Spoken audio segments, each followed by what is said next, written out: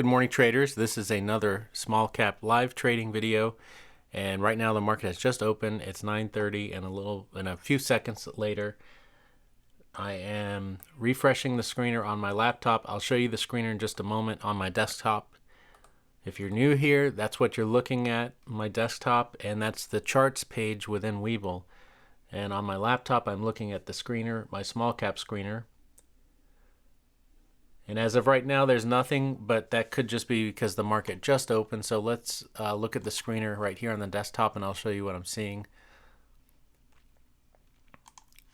This is my small cap screener. It's really important to hit those three little dots and click modify. Otherwise, the screener is not refreshed properly. So now I organize the list by volume, and I'm looking for stocks with 5% change or better, and also 500,000 shares or more being traded. You can see that only the top three stocks here meet the volume criteria, and obviously they don't meet the percent change criteria, although MARA is very close. But I believe MARA is below the 200 MA on the daily chart. That's one of our daily chart criteria, so let's take a look.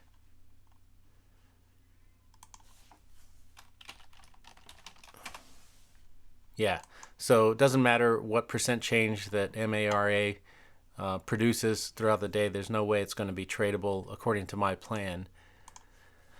And that's really key, is to stick to the trading plan, because the trading plan we're trading with, which is, a very long document full of rules and full of methods, how to take entries, where to place your stop, things like that. And then really the kind of meat and potatoes of the trading plan is there are a ton of reminders written into the trading plan, and those reminders are based off of mistakes that I made, basically mistakes that I've made over the years that were very easy to make and kind of like easy things to forget, and they were unintentional mistakes.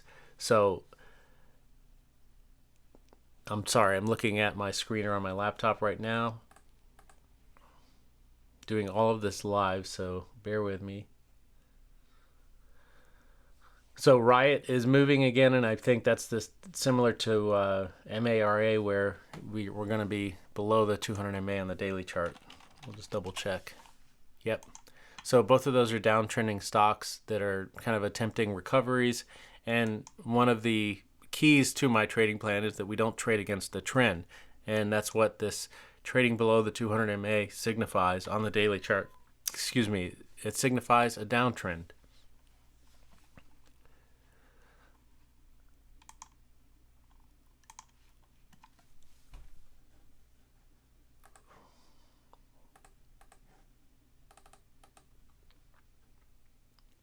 Right, so I'm refreshing the screener once again and just checking to see if anything meets our criteria yet.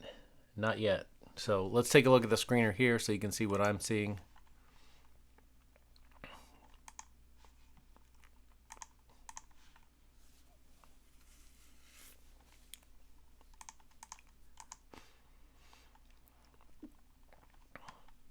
On a side note, here's the screener. These are the only stocks that meet the volume criteria, so not a whole lot going on yet. But on a side note, on my YouTube channel, on my YouTube page, in the community section, I placed a poll there. And if you haven't seen it, if you haven't voted on it, you should check it out, because I think it's pretty interesting. I was asking, what's the number one factor that you think is keeping you from being a profitable trader? And I'm not sure if I can remember all of the choices, but one of them was your broker. Of course, one of them is as a trading plan, and then another one is yourself, meaning your discipline. And I think there was definitely a fourth one. I just can't remember what it is right now. But I noticed most of the people selected themselves as being the number one factor keeping them from being profitable, which I think is correct. And there was a couple people that selected their broker, and I find that pretty curious. I think maybe they're beginner traders, maybe they're very new. And I know that's very common for a lot of new traders to blame their broker or blame some other outside entity for their unprofitability in the market. But yeah, check that out. Let me know what you think about that, because I just don't get it. I don't see how your broker can make you unprofitable. No broker is perfect, that's for sure. But if if you think that you're unprofitable because you're getting a few cents slippage here or there or something like that, I just that's not the case. So anyway, that's a little rant. But I'm really just curious to see why people selected that. The only other thing I could think of, and again, I don't know all the brokers out there. I don't know how they all work. But for example, my trading strategy really relies on the ability to have an offset on my hotkeys. So when I get into a trade and I press my hotkeys to buy some shares, they're buying at the ask, but I also have an offset built into that ask, and that allows for some slippage. If some slippage is occurring while I am kind of pressing the buy button, it's not really slippage. What it is the price is going up because other people are buying. But let's say I hit the ask and the ask is at $10. Right as I hit the ask, it's at $10 on my hotkeys, and as the order is kind of being executed, the price goes up to 10.01 or 10.02 or whatever. If there's no offset there, I'm not going to get filled, and then that makes it very difficult to be profitable because of the broker. But Webull has an offset, and most brokers do. The last time I checked, Thinkorswim doesn't have an offset on their hotkeys. So if you try to buy the ask, I'm not sure if you're going to get filled in that situation. So that was the only thing I could think of when people were saying, my broker is keeping me from being profitable. But anyway, that wasn't like a knock on Thinkorswim, but that's something I know they're missing. They don't have the ability to apply an offset to their hotkeys. So basically, if I tried to do what I'm doing here with Thinkorswim, I just wouldn't be able to do it. All right, so we got to look at STEM, STEM.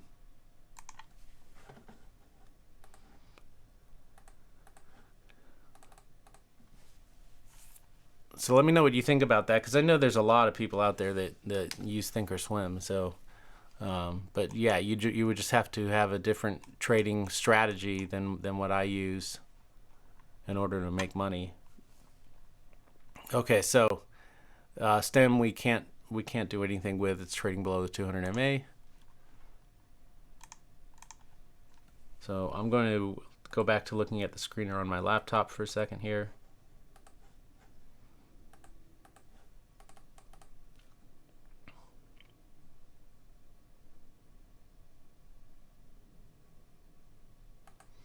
Here's another one, CLNE.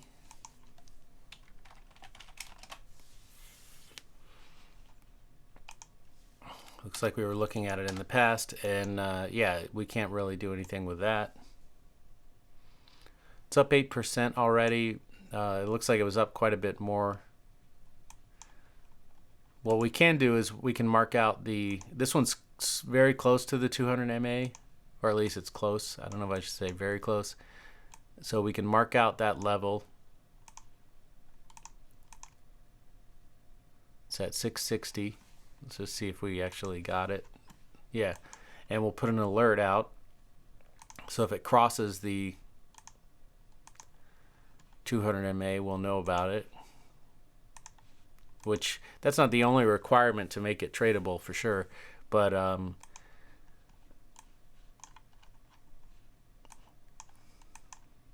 at least we'll know about it. We can check to see if it's still tradable at that point.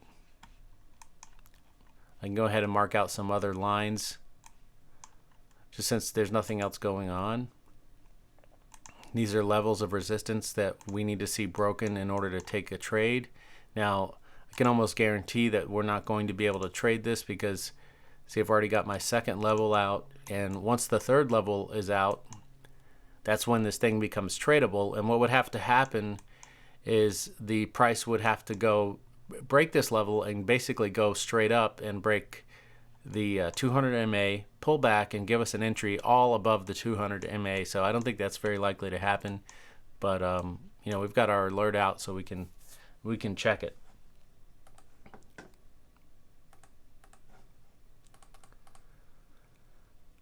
All right, I'm looking at the screener again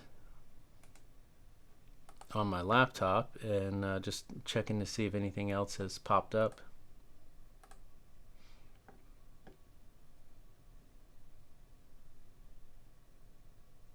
There's quite a bit on here that's very close, so there could be more stocks that we have to check out. So VTNR is not quite at 5%, but it's close, so I'm just going to pull it up just to see. I think that one is above the 200 MA, but we'll look at it. Whoops. Yeah. But we need to mark out where 5% is because it's not quite there yet. So this is where my calculator comes in handy. So the closing price, I'm getting all of this information off the screener. The closing price was 12.10, and then I just put in the percent change that I want to see, and I know that 1270, we'll round that up, 1271 is the threshold.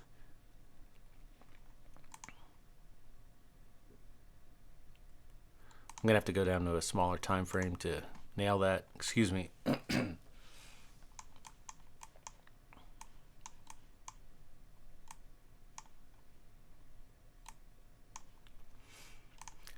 Looks very strong on this lower time frame, but again, we have to have all of our criteria met before we take a trade. We can't just say, oh, looks strong, let's jump in and see what happens.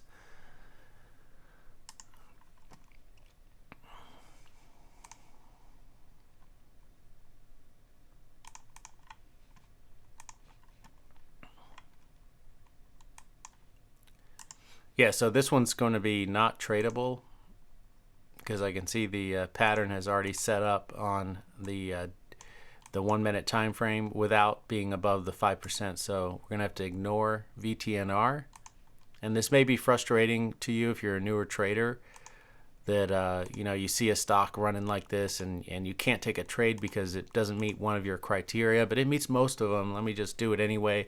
I just think that's a really bad idea, because and not just because that's the way I feel and look at this thing go. So I have to be disciplined here, and knowing that there's no way I could take a trade on this, the best thing to do is to just get rid of it off the screen, because you don't want to take the chance of being enticed by seeing some strength here. Yeah, this thing may take off, it may rip, it may go 20% or something like that without us. That's okay, because it's not part of our trading plan. We can't take a trade with it. And the reason why is because we have already done all of the hard work. We have set up the criteria, we've set up the trading plan, and we've taken over 100 trades following that trading plan without breaking it. And we found that the system as is profitable as long as we hold till a 3-hour profit target. So that means if I take something outside of that trading plan, I am breaking the plan, and I don't know what the probability of the trade working out is. Let's say I jumped into VTNR and I got a 3-hour trade. What would that do? What would that do to my psychology? That would make me think, okay, well, I can get away with breaking my plan. And what happens in the long run when you start doing that? You're going to end up red, because if you break your plan today, you can break it tomorrow and the next day, and you can start taking all kinds of trades, and then you have no idea what you're doing, and you don't know what your results mean, because you're not following a strategic trading plan the same way every single day, and that's what we need to do. So this way, if I follow my trading plan and I trade the exact same way every single day, then I know after 100 trades, is what I'm doing really working or not? If after 100 trades I'm still profitable, then I know, okay, yep, that plan works, and I just need to stick with it. So I'm just looking at the screener again. So I'd rather be extra picky, you know, and oops, I accidentally clicked a chart on my laptop, so just bear with me here. Yeah, I'd rather be extra picky and take less trades than take more trades and just be doing random things. It just doesn't make any sense. And you really don't want to be changing things, you know, in the day. You're breaking your plan if you do that. So, all right, we have SOL. which is just under 500,000 right now, so I'm sure it's going to come into our volume requirement possibly. Yeah, this one's below the 200 MA, so we have to reject that one. Yeah, you have to be willing to reject a lot of stocks. One of my favorite traders says, look for reasons not to take a trade, and then when you can't find any reason to not take a trade, that's when you should take a trade. So that's what your criteria does for you, is it helps you figure out, decide whether or not you should be taking a trade. And only once all your criteria are met should you take a trade. Otherwise, you're really wasting your time, because let's say we did that VTNR trade and we got lucky and the trade worked. That data is absolutely useless and meaningless because it doesn't fall into our criteria. So it would tell us nothing about our trading plan. CLNE, I don't think we looked at that one. Let's see.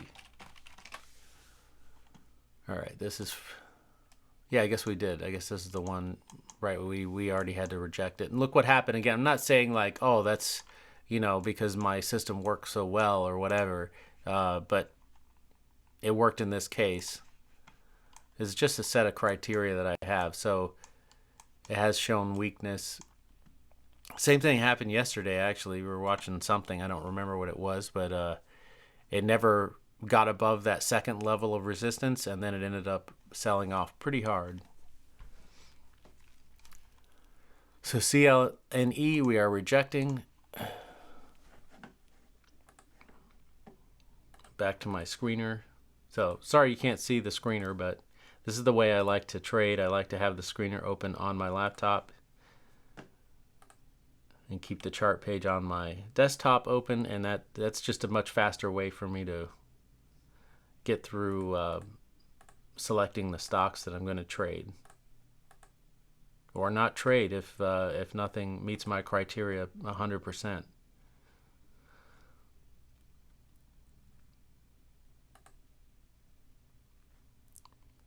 So let's look at BLNK.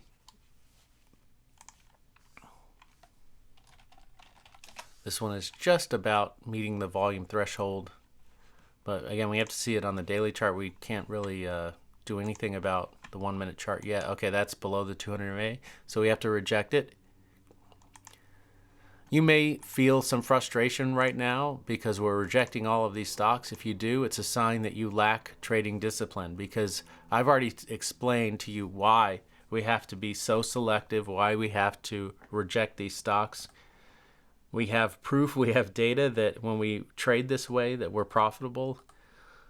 So if someone gave you a plan and said, if you just do these things and you follow this 100% of the time, you will be profitable, and you start to not do those things, I mean, what does that make you? That makes you pretty crazy, I think. So anyway,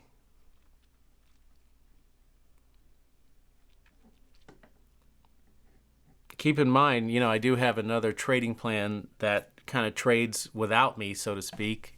If you saw my video from yesterday with that SPXL trade, how I made 5% on the S&P 500, even though it only went up 2.5%, you can see, there are other ways that you could trade that I'm going to say should be profitable, because we haven't taken that to 100 trades yet. We've only taken 26 trades, and we are profitable. We're up over 16% on that trading plan, but the jury is still out. We need to take 100 trades, and that's a very different style of trading. In fact, it's a very unique way to trade, I think. I haven't seen anyone else do it, but yeah, it's not so selective as this. Well, I mean, I guess it is. It's kind of built into the plan. You're only allowed to trade one ticker symbol, so it's selective in its own way. It's different than this. Very different, but it ends up being triggered to trade a lot more often. You're not taking more than one trade a day, that's for sure, and there are definitely days where you don't trade, and you're not really involved in the selection process. It's all kind of built into the trading plan, where you put your order out and it either gets hit or it doesn't, and that's based on price action and not based on you or what you think that you should take a trade or not. So that's kind of interesting, I think.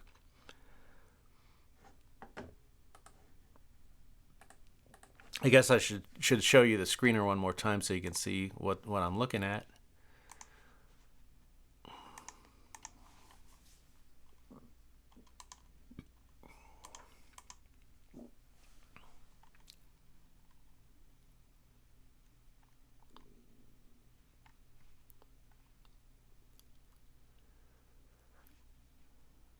There's SOL, BL and K. SIGA, I'm not sure if we looked at that. I don't know if that was up over 5% or not.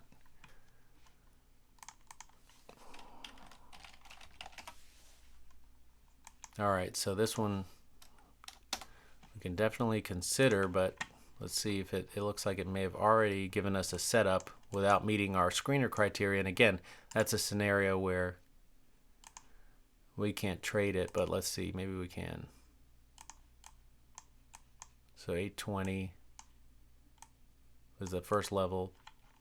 Let me just double check that I did that right. Yeah, no. So the first level is up here at 847. Yeah, it looks like it's probably already triggered a trade without being up 5%.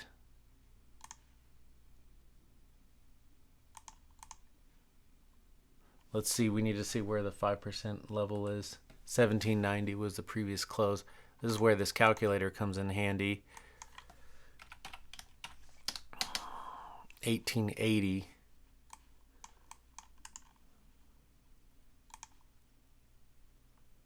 So again, this could be really frustrating to you, and I get it, but that's a sign that you need to develop trading discipline. Let's see, where would our white line be? Up here. So this one was very, very close to being tradable, but just didn't quite make it because our entry would have been down here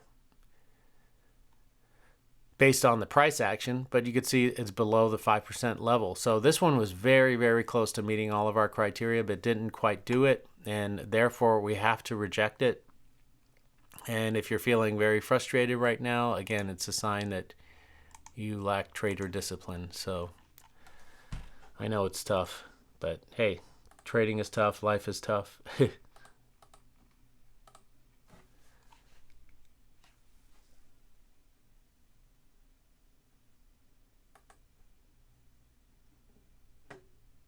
So let's take a look at the screener right now. There's really nothing. There's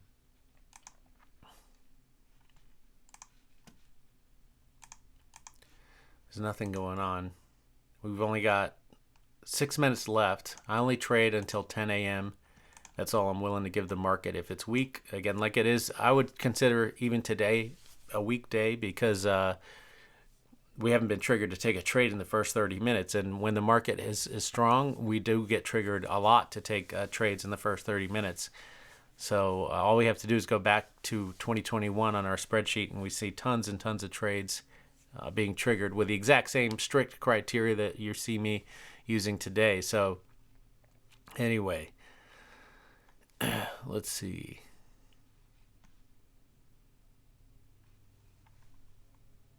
So you look at this one, this TPIC doesn't have the volume, but has this huge percent change.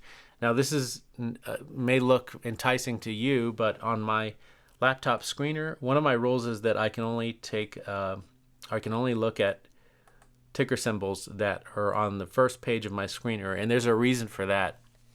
It's not arbitrary. It's because whatever's on the first page of my screener shows higher relative volume to the volume in the market overall, right? So I can't see that on the first page of my screener on my laptop because the screen size is different. Again, you may say, wow, that's kind of ridiculous. Why not just pull it up? These are the rules. These are the criteria that I set and I established during my testing phase. So again, I would just be breaking that and taking chances that I have no idea how well those trades are going to work out, where I could tell you with exact percentages how well each entry works out when I stick to the criteria. So that's why I have to be so strict. Anyway, And that looks like that one's gone now off of this screener page. Oh no, there it is, TPIC. So it's coming up. It may end up on our first page, and then we do have to take a look at it, but we'll see what happens. And we've got less than 5 minutes to look for stocks to trade right now. So I'm going to refresh the screener on my laptop.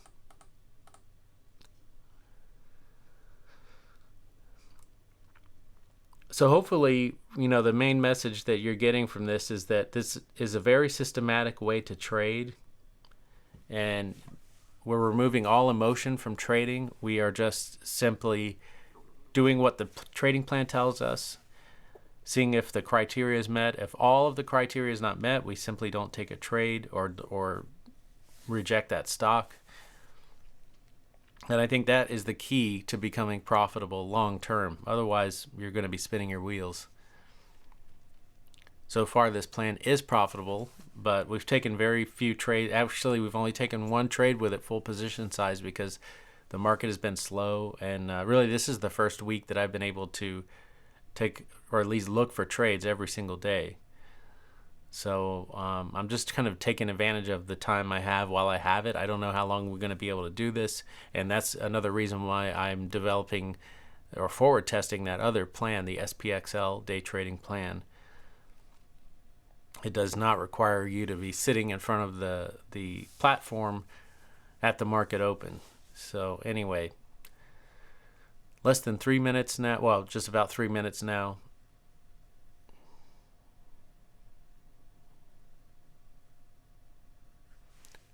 Let's refresh the screener here.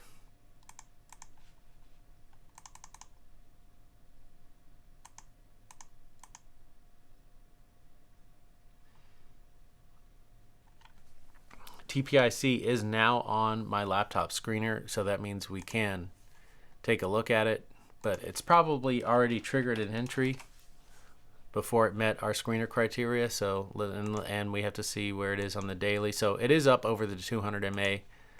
But let's check it out on the lower time frame.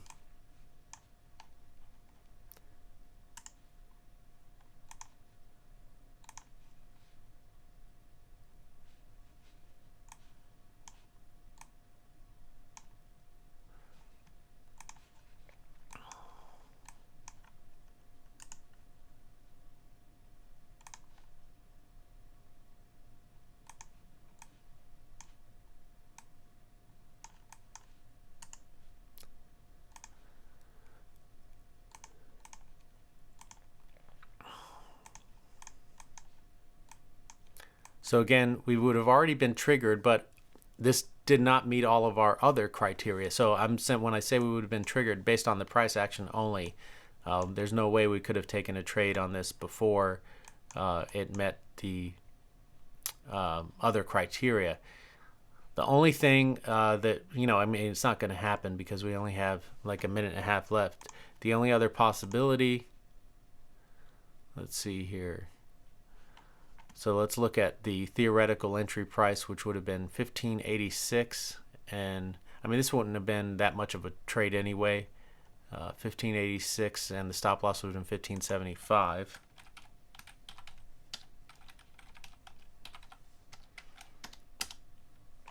$16.19 would have been the profit target, which has already been hit. So we absolutely cannot take a trade even if this thing came down near our entry again. So looking like this is it. There's only 40 seconds left in the day. So it's a no trade day, which I know is not fun to watch. But again, it's a good opportunity to exercise trading discipline, which is really the key to being a profitable trader. And I think deep down most of you guys realize that.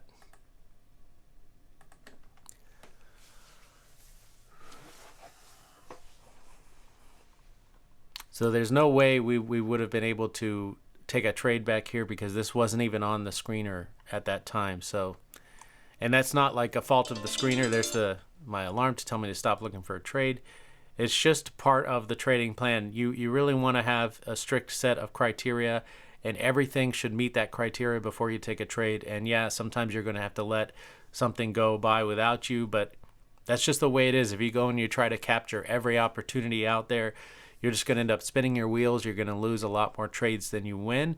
You're not going to have any trader discipline at all. So when you get into trades, you're going to be extremely anxious and nervous because you know that that's not something you should be doing, and you're not going to be able to hold to a reasonable profit target. So those are all things that happen when you start trading against your trading plan or against your criteria. And I speak from experience. So anyway, so we're all done trading for today. Hopefully you found this video helpful to you. Sorry it was like a half-hour long rant, but hey, it is what it is. And as I said before, trading is hard, so you have to become hardened. You can't be weak. You need to be disciplined, and you have to be strict with yourself and with your trading. So hopefully you found value in that. As always, go into every single trade with a plan. Stick to that plan no matter what. Always take your stop losses, honor your profit target, and in the long run, you should be green. Take care.